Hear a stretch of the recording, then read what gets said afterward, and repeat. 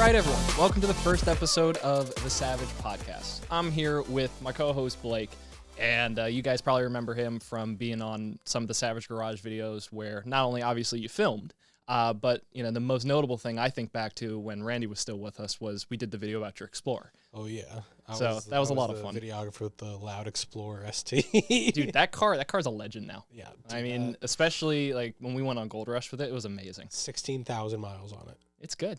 Just over a year of ownership. But fantastic car. But the as I said in the video talking about what happened, and that before we talk about what we're mainly going to do here, which is answer questions. Yes. I do just want to say, all of you guys, thank you so much for the support. I'll be honest with you, I was very nervous about restarting Savage Garage because there was a big part of me that thought a lot of you wouldn't care. A lot of you would just, just write it off. And it really does mean a lot that you guys cared. So I just want to say thank you so much. It's really amazing to know that there's a lot of people that are still excited to see the brand come back, and also just the content. Because, as I said, I really do believe that, Randy would be very happy to see Savage Garage back. It's also the name, just Savage Garage. It was the first of its kind. It just rolls off the tongue nice. It does. To this day, I think that if Randy was still here today, I think that we probably would have been back together making videos.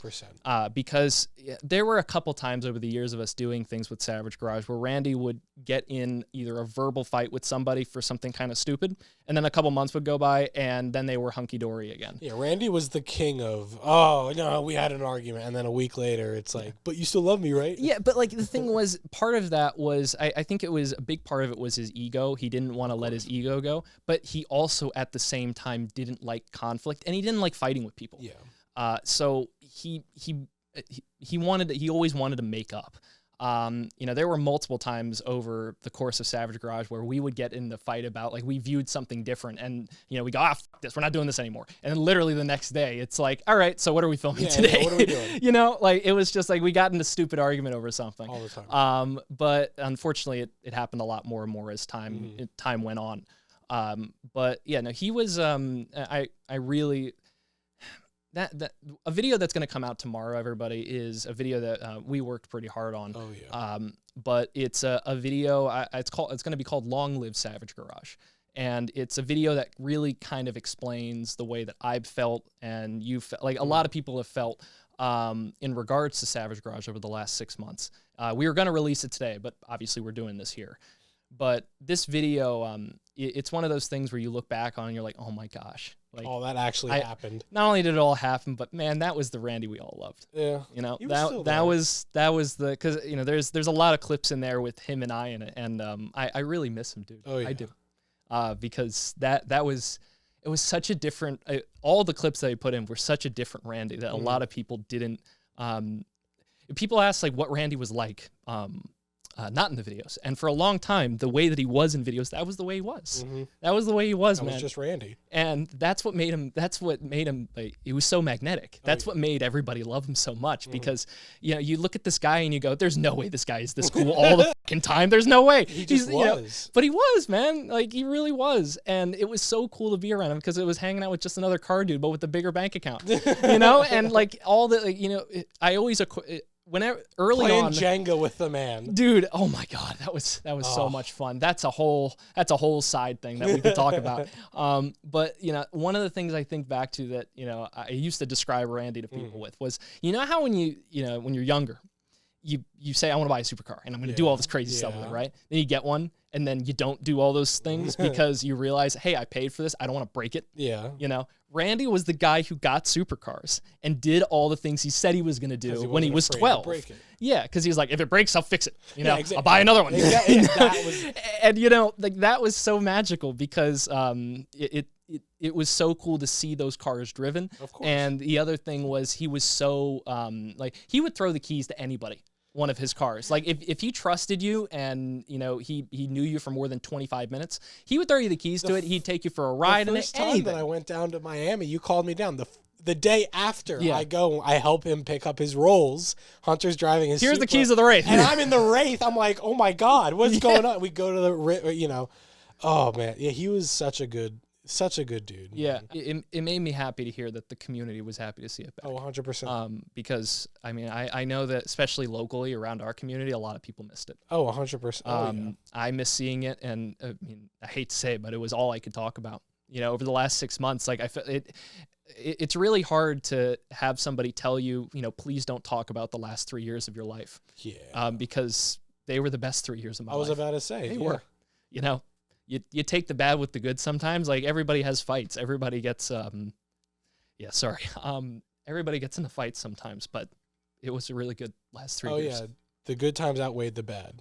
And it made them worth it. 100%. You know? Oh, yes. No relationship is perfect, you know? Oh, yeah.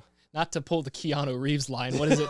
You know, seriously, like, I saw it on TikTok this morning, man. But, like, you know, if you're a lover, you gotta be a fighter too. Oh, of course. You know, and Randy and I, we had our moments where we disagreed on stuff, but we both loved each other. Oh, man. 100%.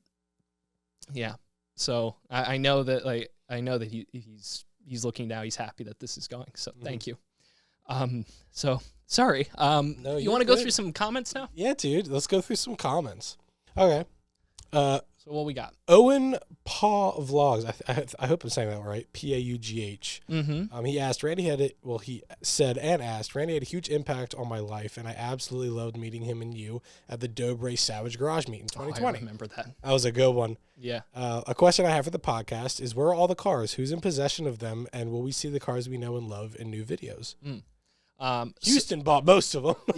Houston bought a bunch. So Royalty Exotics, Houston Crosta, he bought a bunch of Randy's cars. So the Pagani Huayra, Houston has the Lamborghini Ultime. He ended up buying, and I think there were a couple other ones that he got his hands on. But to my understanding, I mean, again, most of the stuff that I'm saying here, we've just heard through the grapevine. The stuff about Houston owning the cars, we know because there were videos made about it.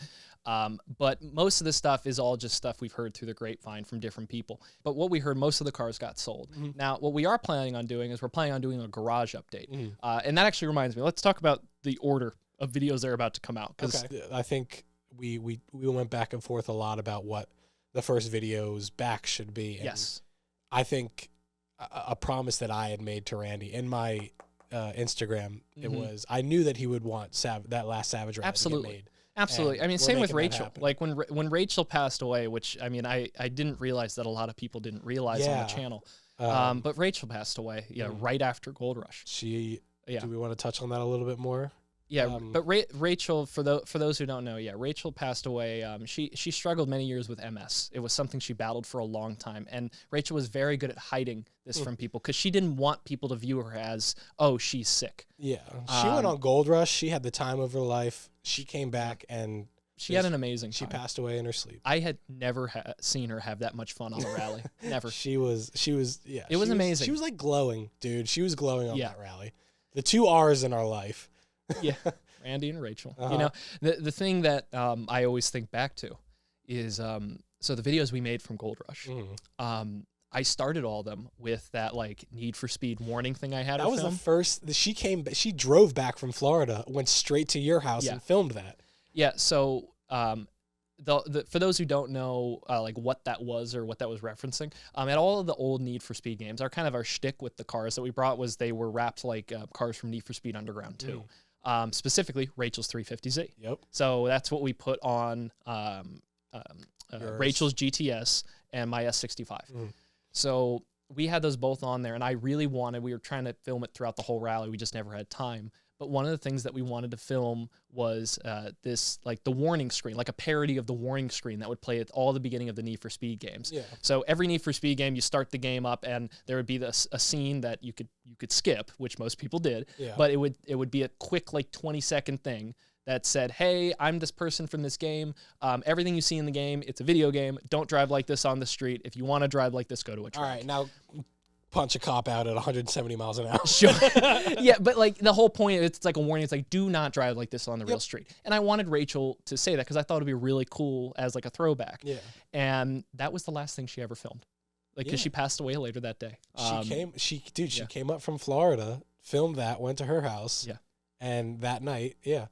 But that was the last thing she filmed, and she nailed it in one take. Was that a one take? Was a one oh, take. I knew it was a one take. It was too good because she had so much energy. At the end of that clip, like, you know, I could probably even pull it up, but like I literally just go yes, and you know, she's like yes, and then she's like, did I do it? I'm like, yeah, right, and then the camera cuts away, and then she's like, all right, I'm going home. I'm gonna sleep. No, she did what she always does, which is she said, hey, can I use your bathroom? I gotta go pee. Oh, God, so she went in my house, went to the bathroom, yep, and she drove home, and that was the last time I spoke with her. Oh my God. So that's that's why I put it all at the beginning of the videos, because, you know, that was the last thing on film. Yeah, she would have wanted that. So and we're doing Randy the same with Randy. Yeah, Randy is the same way. I especially because, you know, I've seen the footage from that rally. Mm-hmm. I haven't seen Randy have that good of a time on a rally in a long time. Dude, Randy he had so much fun. Randy was in a really good headspace, and I don't know what it was.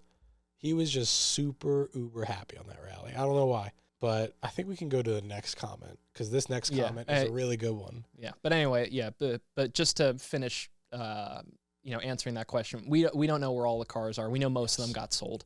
Mm-hmm. Now, in terms of what you're going to see next, you know, I still have a fleet of shit boxes. Damn straight.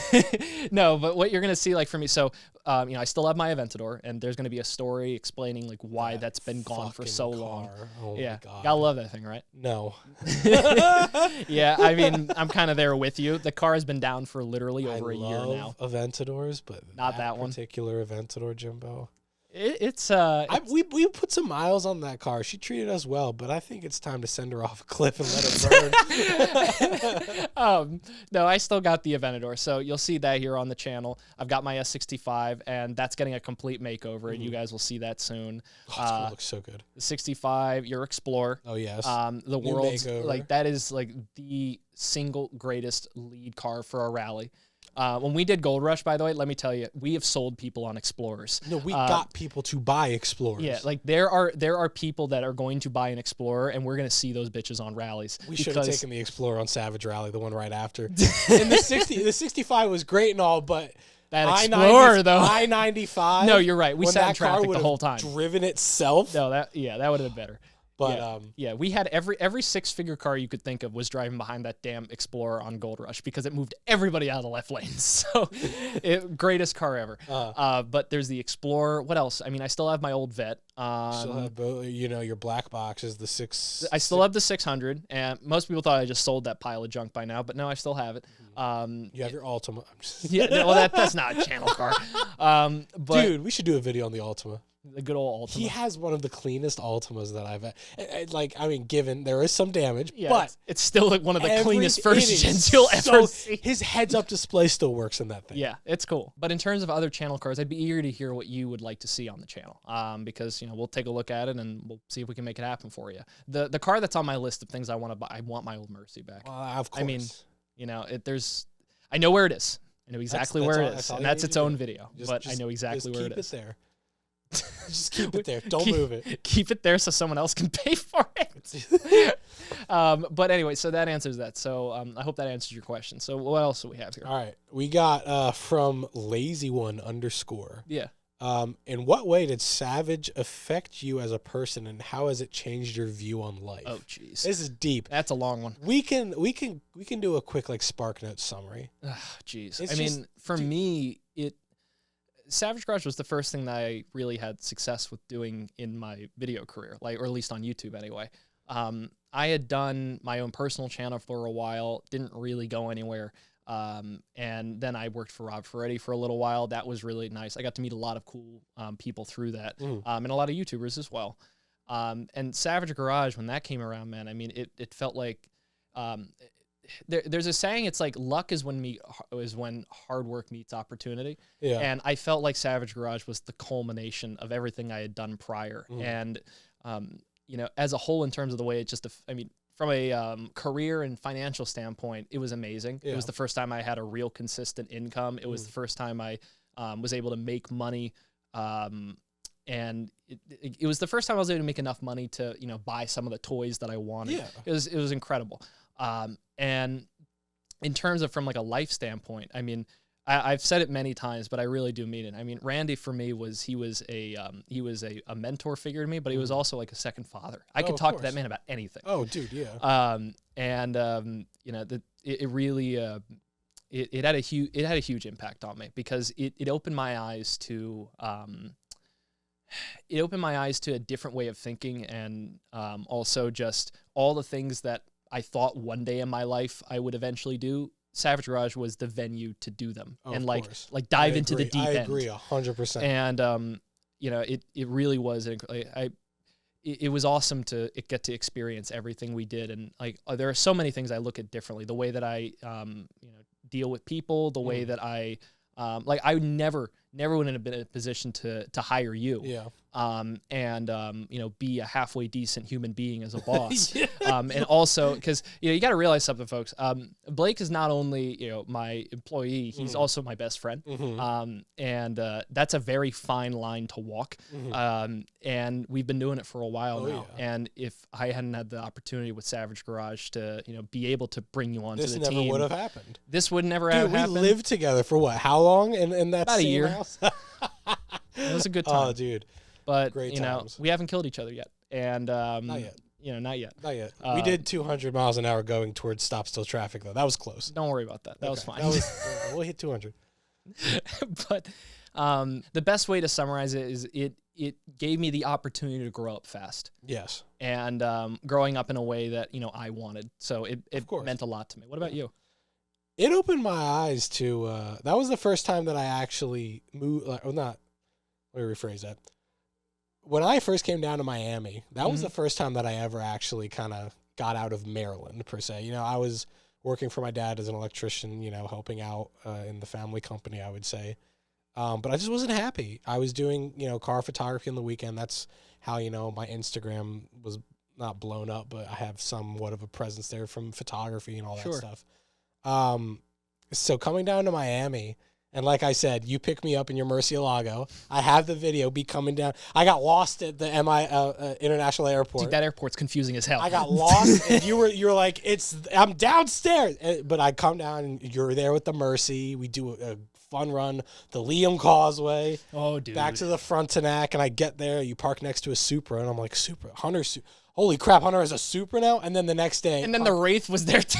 And no, we picked up the Wraith next morning. Oh, no, you're right. Hunter and I oh left my in the God. Supra, and he's like, I'm about to say something. It's gonna piss off a lot of people. I don't know how to drive manual. I know. I'm saying it. I'm putting it out there. Okay, so I'm putting it out there. I know. Okay, I will say, to be fair, I'm a sin. I've known this. I have tried to teach him. Like, we were gonna make a video. Like, I wanted to teach you how to drive stick in the Diablo. Do you remember? Randy wanted me to learn how to drive stick in a Diablo, and I was so fucking nervous. Like, I was like, it's fine. It's no problem. But like, anyway, that's something. Yeah, comment below. Like, leave a whole bunch of comments that like hashtag Blake Learn Manual or something. That's next year at least. But no, Savage Garage, just being down there and just meeting all of the people, you know, seeing how, you know, you take these cars to an event and people love the cars, but then you get out of the cars and people actually come up to you and talk to you. You know, you and Randy more than anything. I had some of that. And it was really special. It made me feel like I had like accomplished something in life, you know. Absolutely. And whenever we came up here to Maryland, I remember the Ghost that Randy had for Go Exotics. Yeah. I remember he let me, or I think AJ, we made something up. I had it for like a week or something. I showed the family. You know, the family was like, "Oh wow, that's great, awesome news."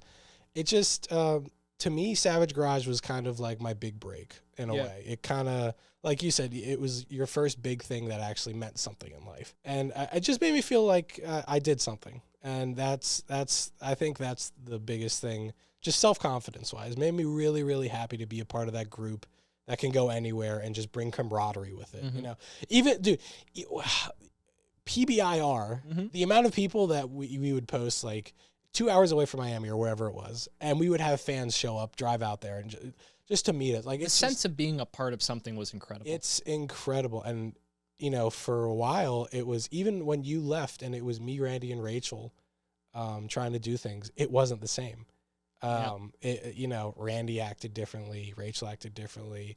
There wasn't a Jimbo that I can call to figure out what Adobe settings I need to use to make this thing. So I think, just like I said earlier, dude, wearing these shirts, you know, just orange, the orange. It brings back that good memories of just camaraderie. It was happiness. It was an incredible thing because it's one thing to have a YouTube channel that does well. It's another thing to create something that has like an impact. Of course. And I don't know what the exact rhyme or reason was, and I don't think it was solely just because Randy had a bunch of expensive toys.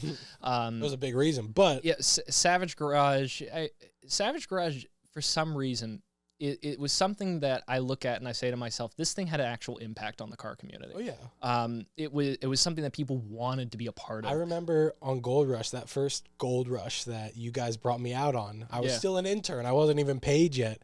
But I remember, Gold Rush was a page that I had followed for years on Instagram and stuff. And then going and participating on one. And we'll have to tell the story one day of how we exactly hired you, because it's such a good Randy story. kind of blindsided me with that, because I remember, we'll save it for another time. Comment below if you want to hear the story of Blake getting hired. I brought that up because it was, like you said, it was more of just like, it wasn't just like an online YouTube channel.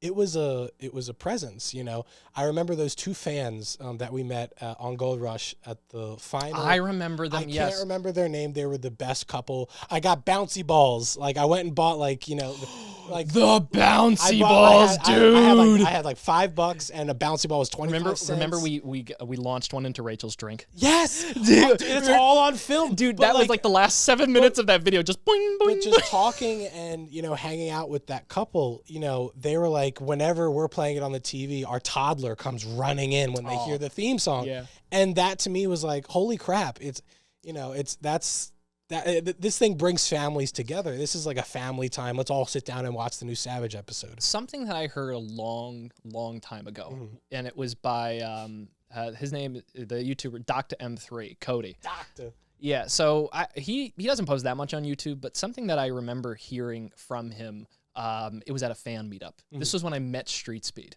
I had 182 subscribers on my personal channel. This is like 2016. And something he said that I'll never forget, it resonated with me, was, we don't see you guys, and it's an incredible thing to meet the people that are watching behind the lens. Yes. The next one we have is from Killa Cal. I'm sorry if I mispronounced that, but Killa, Kahl. Yeah. Obviously, he said, "Rip Randy. Never thought I would feel so much emotion from someone I had never met. Happy to see the channel will live on. Will you still be dropping the merch?" And that's something. Yes. That's something that now I have another comment back to back from I'm Mr. J.A. Yeah. Jimbo, we need a shirt that says "For Randy." There's another one from Trust Mark that even says, "Will the merch be coming back? Really wanted to get the Fuck Average Stay Savage shirt." Yes. And I know a lot of people, when we launched that in that first episode, everybody wanted that because, Choi wore it. Choi loved it. It was a great, great shirt. I love the fact that you guys did that. So all of that will be coming back very soon. I'm going to interrupt myself here, but our merch store is back. We put a bunch of items you can buy right now up on there, including the Fuck Average Stay Savage hoodie and t-shirt. We have a bunch of other items we're planning on adding, but take a look at the website now. The link is in the description down below. All right, so I got another one. This person actually has two questions. White Wolf 5.0. Yeah. We'll do the first one first. Who are you going to be talking to on the podcast? Well, you. That's one thing. I'm going to be talking to you. Yeah. Who else are... So let's start with some of the people that I know that I really want to have as a podcast guest on here. So Claire, Randy's assistant. Yes. Claire, if you're watching, hi. We'd love to have you on here. Me? Claire. We were going to call you. Yeah, we were going to call you. We were going to call you. The only reason we didn't was because I'm not wearing headphones right now and Blake is wearing earbuds. So he wouldn't be able to hear you. Yeah, but long story. It'll be worked out for the next podcast, but I'm not wearing anything and we wanted to be able to hear you. But Claire is one of them. Let's see who else. Dustin from Mischief TV. We got to get Mark's, another one. Absolutely. I just recently talked to Rob Ferretti. Rob's going to be on here. Oh, sweet. Okay. Yeah. The Spaghetti Man is going to be here. Mr. Spaghetti. That's right. Okay. Rob's going to be on here. But comment below who else you'd like to see on here. Two people I really want to have on here. One, I'd love to have Ed Bullion. I want to hear the Morgan Freeman of the car world talking to this mic. Do you know how good it would sound? So how many Mercy motors have you bought, Jimbo? You do it so good. You do it so well. No, Ed's got that. Dude, Ed is our Morgan Freeman. I love He's Ed. our Morgan Ed Freeman. is Ed, I love you very much. Please come on our podcast. That's right. No, I'd love to have Ed on here. I'd also really like to have Damon and Dave on here, Daily Driven Exotics. Guys, I'd love to come out to California and we can film a podcast. 4 microphones. Yeah, so that would be a good time because I'd be interested to hear their perspective on a lot of things that they saw over the years. Yeah, exactly. So I'd be interested to hear what their standpoint was on a lot of this stuff. So either way, like Dee, I'd love to have on here. Who else? James Stradman would be great. Shmi, that would be great. Hamilton collection. Yes, Steve. You guys, Whoa. Steve, we want to talk to you, man. Whoa. Dude, Steve, you're doing some big things, man. It's crazy. When I look at like the supercar content that is, or like hypercar whatever label you want to put on it, like when I think about like what channels are really that remind me of Savage Garage, like in its heyday, the Hamilton collection's up there. They're nailing it. Like they just hit 1 million on TikTok. Like, that's congrats. awesome. That's awesome. Like that's where I first saw them, was on TikTok. Yeah. And I was like, no way, these guys have a YouTube channel. I remember I showed it to you guys. And they're like, oh yeah. Now I think they're at 300,000 or something. They're cruising, man. It's awesome, dude. It's really awesome. Yeah, and Steve's got a great collection of cars. Like you've done an amazing job. So I'd love to come out to you guys and bring this. That's actually why we have this big ass Pelican here. Like it's not big just old a footrest. sexy orange Pelican. Yeah, I mean you've never seen a box that looked this good, man. For all my camera people that are watching, this is a really nice Pelican. No, but in all seriousness, like my goal is to bring this Pelican with us everywhere. Believe it or not, all of our podcast shit fits Lockhart! Ooh. Lockhart! Yeah, we need to get Lockhart. We need to get Lockhart, man. Yeah, because, I mean, there are a few people that I can say, yeah, I met you bailing you out of jail. You know what I mean? Man. Like, he's good. Yeah. So Lockhart is one of them. But this Pelican, the whole reason I have it is it fits all of our podcast gear in it. We want to travel all over the country, podcast with different people, talk about automotive car stuff. And one of the things I really want to do is have everybody sign it. Awesome. Every different YouTuber we have on here. But yeah, seriously, comment below anyone else you can think of that you'd like to see on this podcast. Tag them, whatever. I'd love to try and set some stuff up. Let's get some of the videographers that we know on here. Ooh. Let's get like Crispy. I'd love to do a podcast with Chris and I go way back. Oh yeah. I remember being in for just like 3 seconds. It was the biggest deal in the world to me. I was in his H2O aftermovie. Yeah. Oh yeah. Yeah, I was in the credits. Like he dapped me up. He had it on video. It was amazing. Like it was like that was my like 2 minutes of like, oh my god. Like, East Coast. Yeah. Chris is Halcyon. Yes, Anthony. Absolutely. Let's see who else. Let's see. We should get Bros Demon, Miguel. Dude, Miguel? Oh, yes, because Miguel and Kiefer D. They're doing stuff together, aren't they? They're doing big things. Yeah, Kiefer's killing it with him. Yeah, so Miguel, we'd love to have you on here. What's the other part of that question? So part 2, White Wolf asked, this might be a little big one, but without the financial backing of someone like Randy, how feasible is keeping the car content at the level it was? Well, that's a very real question. The easiest way to answer that question is even though we don't have at our disposal 25 different hypercars or supercars or whatever it is, we can still make really good content. Of course. There's a lot of content I know that throughout the years of Savage Garage, there were some videos that we filmed in 25 minutes, and they did really good. I remember those videos. Like I'll never forget me, beaching my Maserati on, Randy's, little parking area for extra cars. I remember watching it. That was a real special video. Because, I mean, the thing is with Savage Garage, it wasn't all just about the cars. It was about the friends and family and the camaraderie aspect of it all. So that I know we'll be able to keep alive. In terms of having a whole bunch of crazy supercars on the channel, we're still going to do that. We still have lots of friends with supercars, people that we hung out and made videos with Randy. So we'll still be hanging out with those people, doing stuff like that. But we're gonna do our best to keep the content at the level it was. Yeah. So I got one from Chad. From Chad. Chad. What's Chad got? Chad goes, "It's crazy seeing Houston driving Randy's cars. How does that make you feel?" I mean, I'm just happy to see the cars driven. I'll be honest with you. I'm just happy to see the cars driven. Yeah. I mean, if there's one person that will, beat the hell out of them, do something cool with them, it's Houston. Because he's got the money to do that. He put downpipes on the Pagani already. Come on. Yeah, and it sounds mean. Yeah, dude. I've mean. never heard that car sound like that, even when Randy was driving it hard. Yeah, that car sound. So yeah, I'm happy that somebody has the cars that's driving them. Oh yeah. So because unfortunately, like for instance, like the Ultimate, I highly doubt that car ever really is going to get any miles put on it, because I think Houston bought it with like 9 miles on it. Yeah, delivery miles. Yeah. Like that car will probably just end up going, like that'll be a collector piece, probably. Somebody who wants a low mileage Ultimate. But things like the Wyra and like the SVJ, for example, because that we didn't keep up with at all. He also got the Mercy SV as well. Oh, did he? He bought that car back. In the reflection of the Pagani. I didn't know that. Review, you can see they got rollers on it from the SV. Interesting. I didn't know that. Well, yeah. Again, like that's somebody who will drive those cars, of course. And that's something like I know that he will he'll do cool things with them. And the only thing I know, the SVJ, that car he had for a while. It was a rental car for a little bit. It was for him. $4,000 for like 2 hours. Well, I mean. Or whatever it was. I would have paid it. Yeah, of course. I mean, but that ended up getting sold to, it's in a private collection now. So it's not going to be driven ever again? No, it gets driven. No, it gets driven. It's just a private collector has it. So I have a connection. Graham from 1016, you know who you are. He mentioned to me that he knows the person who has it. So that's something we could actually go do and see. If anything. Because you want to talk about a car that I spent thousands of miles in. That car was the spirit animal for Savage Garage. 100%. The Pagani was, that was one of the things that a lot of people remember. That was like season 2. Yeah, season 2. That's when like the hypercar game began. Because first it was the Koenigsegg. And then the Pagani came in. But when I really think of Savage Garage, I think of the SVJ. Of course. Like that car was the car. Like that was the spirit animal of Savage Garage. I can't believe that it was. Like I just always remember.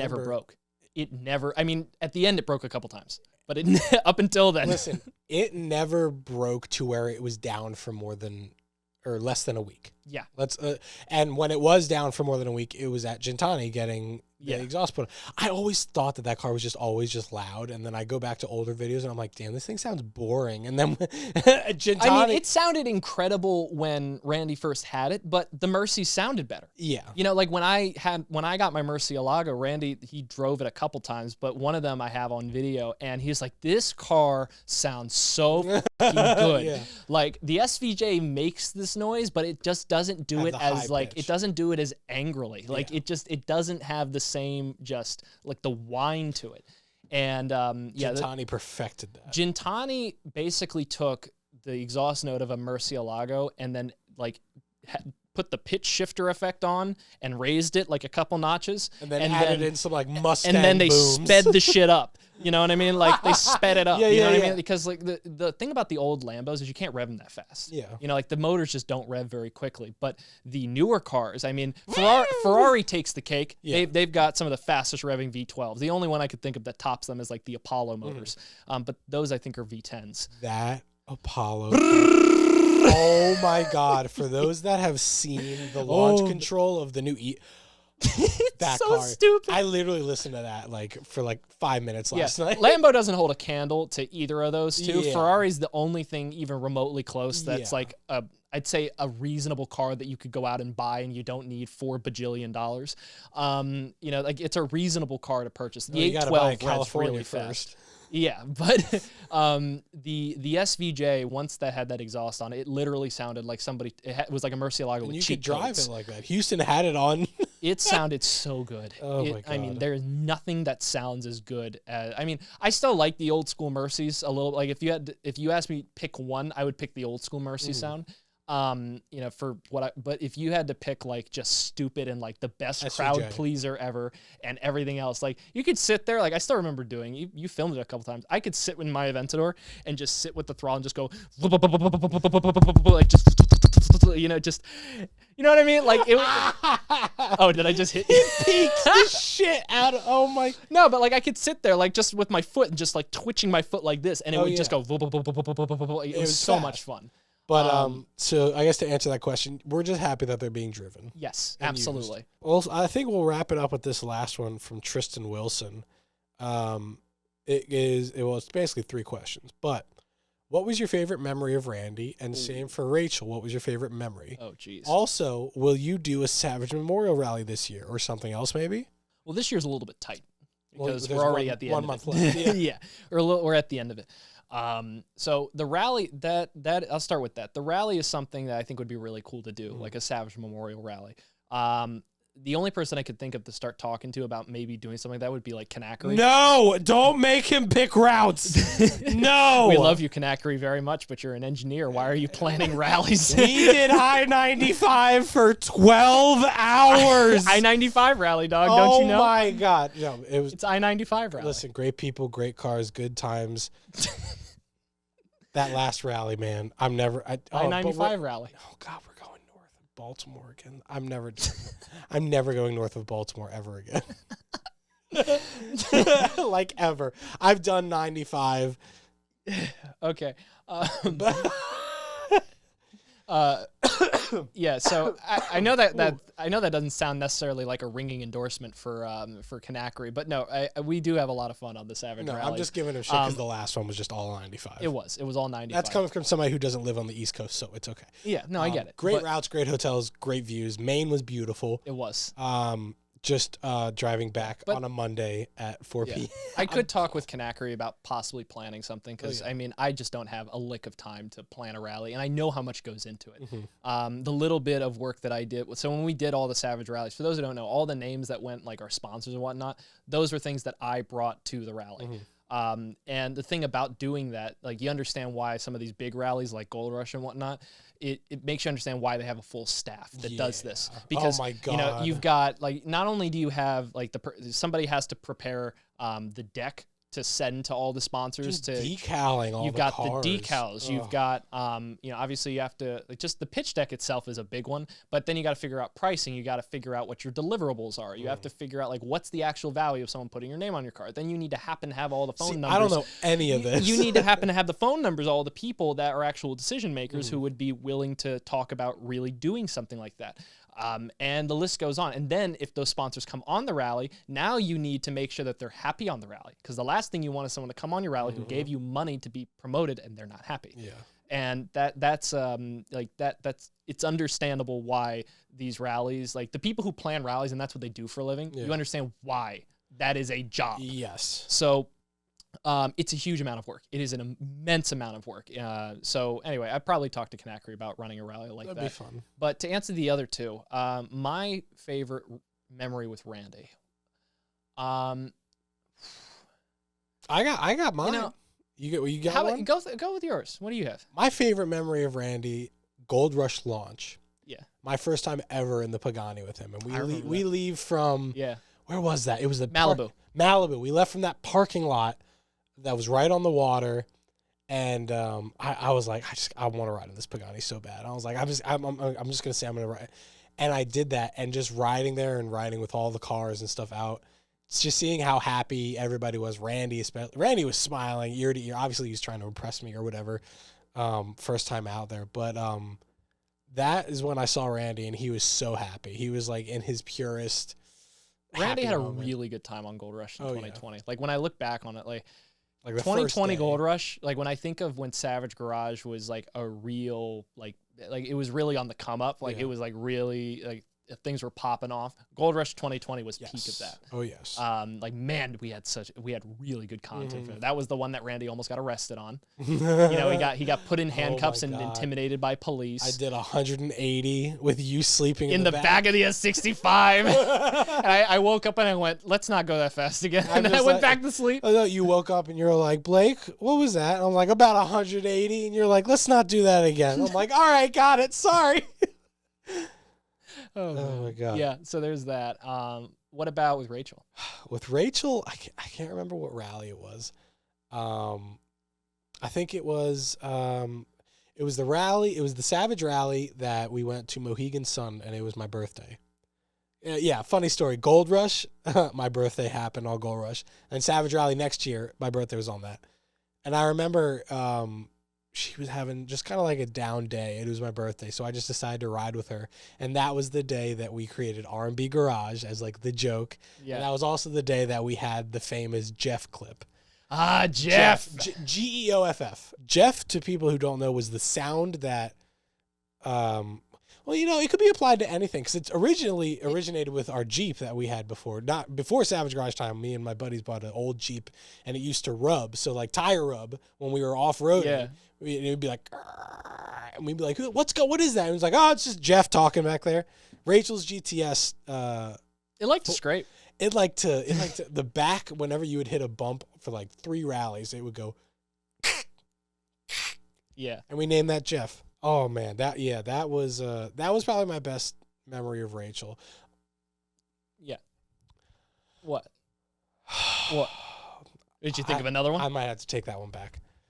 I met Rachel before Savage Garage because our running joke was our friendship was bonded over $40. I remember. You remember that? No. Yeah, that was the running joke. Whenever Rachel was like, "Well, I need a friend," or I would be like, and she would say, "Well, I got $40," because she came up and I did a photo shoot with her C63 back when she had the plate. Oh, okay, okay. I never heard the joke, but okay. She had a plate, no fucks, NOFKS. I remember her talking about the photo shoot that you guys did. And I remember I reached out to her on Instagram. Oh, lovely car. Would you love to come do a shoot? And she was like, yeah, fuck it. I charged her $40.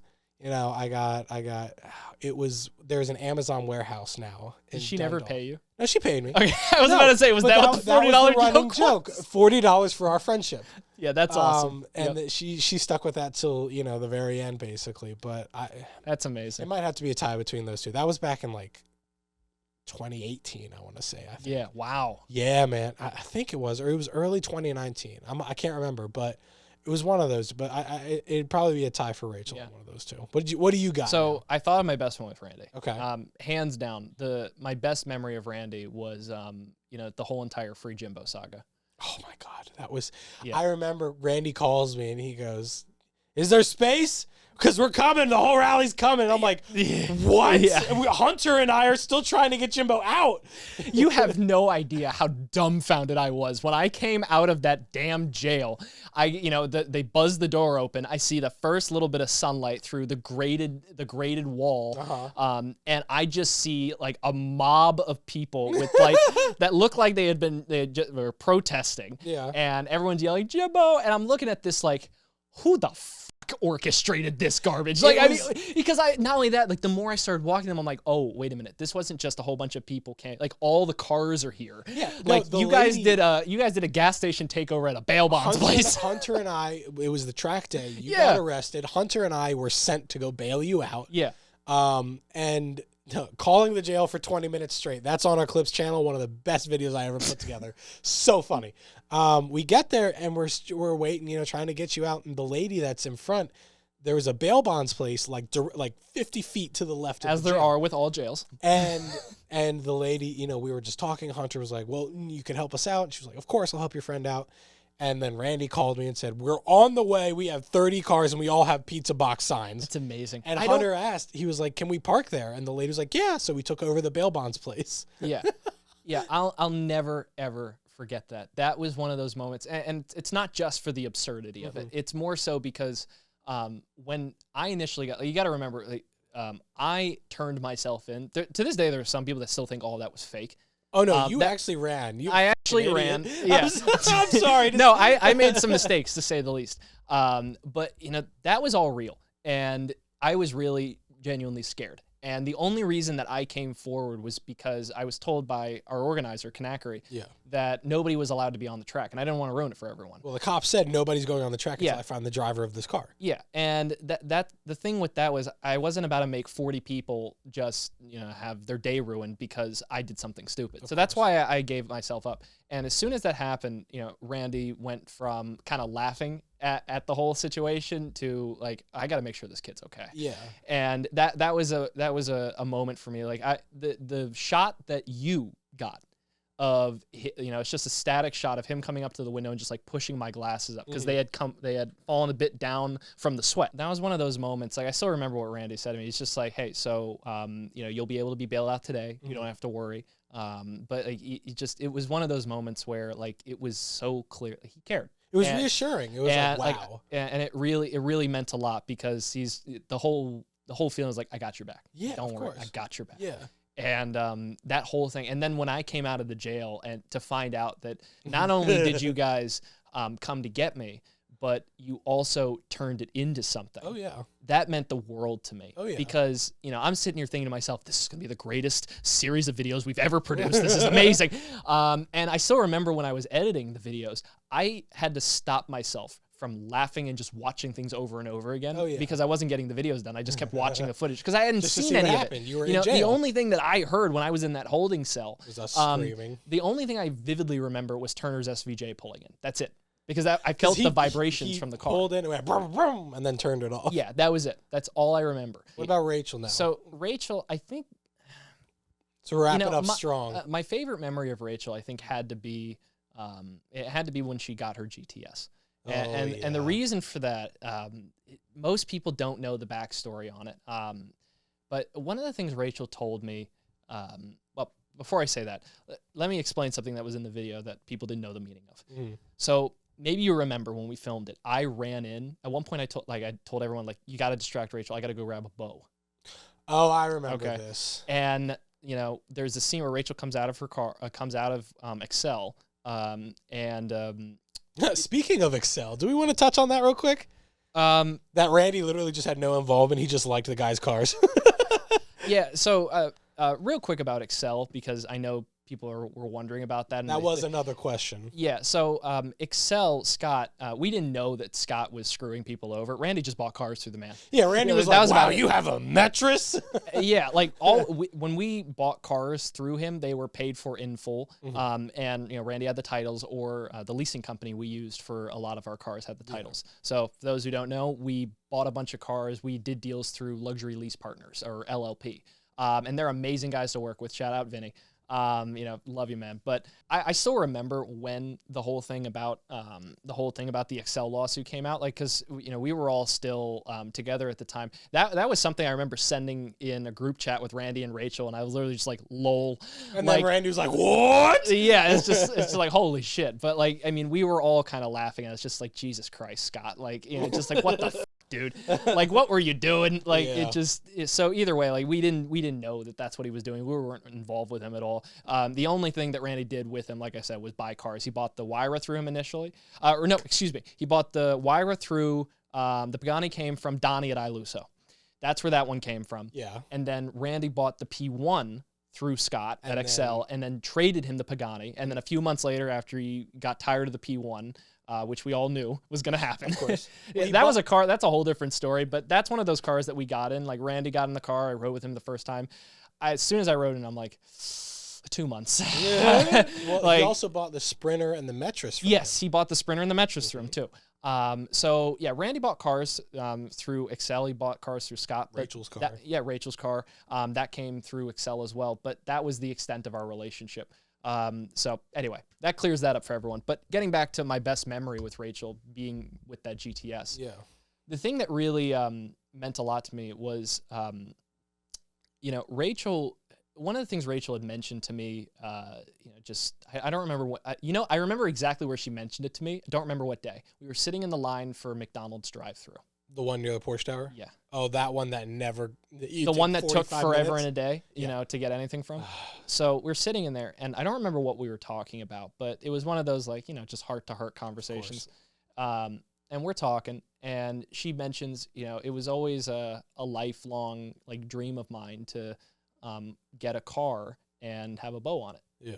And she wasn't just talking about, like, someone buying her a car or something. She just meant, like, the idea of, like, she always wanted to have a new car with a bow. Yeah. And, since she was like younger, she always, for some reason, she just wanted that. I don't know what the link was, but when she was buying that GTS, that was the first time that Rachel did literally anything nice for herself. Yeah. Because Rachel's one of those people that she'll talk about doing things for herself, but never does. She just spends all of her time helping everybody else. And, that's where the kind of the mom way that people viewed her, that's where that came from. She always cared for everybody else. Like that, she put everybody else before herself. Oh, yeah. And that's it's something that I think back to. I wish she had done a little bit less of. I wish she had taken a little bit better care of herself. But, her getting that car, it was the first time she was letting herself do something nice for herself. Because she really loved the thing. She really did. And when she got that car, I remember she goes inside, she was doing some paperwork with Scott. And I asked one of the employee, I don't remember which employee it was, but I asked, I was like, you wouldn't happen to have a bow, would you? Because I remembered it last minute, like before we were leaving. Like, fuck. Yeah, I'm like, shit, like, you know, I'm only going to get one chance to do this. So I said, you wouldn't happen to have a bow. And one of the employees went and grabbed the bow that they would, you know, ran out real quick. and I threw it on the car real quick. So when she came back out and she saw the bow on there, like that's that moment where she went up to her and she's like, I don't want to, you know, like, cause like she was on the verge of like, you know, Tears. crying because, you know, that she told me that over a year ago. Yeah. And, you know, I remembered it. So that meant a lot to me because I got to see her do something that she loved. Of course. So she was very happy with that car, except all the fucking times it broke. I hate that car. I hate that car with a burning fucking passion. That damn car. You know, that car is still getting work done. Why? I don't know. It's a Scandinavian. Is it? Okay. Yeah, we still have that car around, folks. That's another story for another day. But yeah, that's my favorite memory of Rachel because it was the first time I really got to see her happy about doing something for herself. Yeah. So it meant a lot to me, especially because she had just we recently hired her to be our manager officially. Oh yeah. So it was just one of those things that it really hit home for herself and as well as me. It was a lot of fun. So that was my favorite memory of her. You know, my favorite time. So anyway, I think that's it. Yeah. Well, I guess we'll wrap it up there, folks. Thank you very much for tuning into this podcast. If you have any other questions, you know, we'll skim through the comment section here, and we'll touch on a couple things probably in the next one. But do a couple things for me. For one, I would love it if you guys could just let us know what you thought about the podcast, what you'd like to see improved, what you'd like to, you know, see fixed, if anything. Blake critiques. Yes, critiques. Absolutely. The one thing Blake really wants done here is, you see that glare on that TV that now that I've pointed out, yeah, you can't get rid of. Where'd it go? It's up there. Maybe not from my angle. We can't see it. Yeah, but there's a glare on that big ass TV. And it's from the overhead light here. So, you know, that's something I know hate it. Yeah, so that's something that needs to be fixed. But anything you'd like to see done better, please let us know. More sound effects. Yeah, well, that's I don't think we've done. We haven't done any sound effects. Now we have. Right, there we go. There you go. You got one. It was just a Rick Ross. Oh. The other thing I'd love you guys to do is go over to the Savage Garage podcast channel now and subscribe to that because all the future podcast episodes, they are all going to be going on that channel. And what we'll also do is clips from this we'll post on that channel as well. As like shorts. Yeah. So, you know, go subscribe to that because that's where you'll see the future episodes of this. But, you know, definitely tell us what you thought of this one in the comment section here below. And then other than that, that's about it.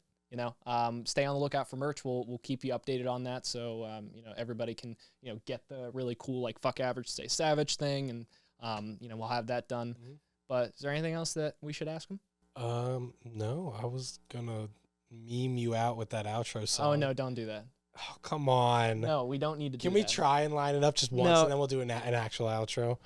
I think you're gonna put me on the spot. No, I think the audience might like it. Okay, well we could try. Well, it's going. Oh, is it? Okay, well you gotta give me a countdown. No, you gotta keep talking. You gotta address the audience. All right. Well, either way, hopefully this works. But folks, thank you for watching. Take care. 2. Thanks for watching. 1. And stay savage. Did it work? Yes! I know. Okay. We need help. We need help very badly. But seriously, folks, thank you all for watching. I have to say it's very good to be back. And feels right. I didn't like I said before, I was a little bit scared to come back here, and I didn't know what all of you guys would think. But I really appreciate all of your support. It means the world because it feels like, to me anyway, the world has gotten just a little bit more normal again. 100%. And it's been really unnormal for the last year. It really has been. So with that, thank you all for watching. Take care and stay savage.